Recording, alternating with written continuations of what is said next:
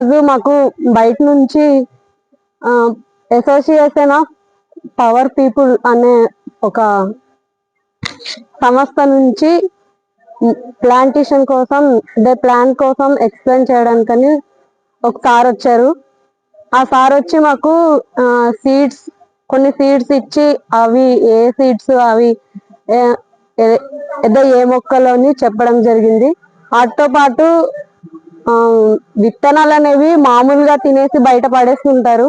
అలా వేస్ట్ అవ్వకుండా మాకు ఆ విత్తనాలని ఆ సీడ్స్ ని ఆరబెట్టాక అవి మిగిలిపోయిన తర్వాత అవి తీసుకొచ్చి మాకు ఇవ్వడం జరిగింది. అవి వేస్ట్ కాకుండా మేము పేడ మట్టి కలిపిన మట్టితో పిడకలు చేసి వాటిలో విత్తనాలను పెట్టి మేము అవి ఒక బౌల్స్ లా తయారు చేసాము. ఆ బౌల్స్ అనేవి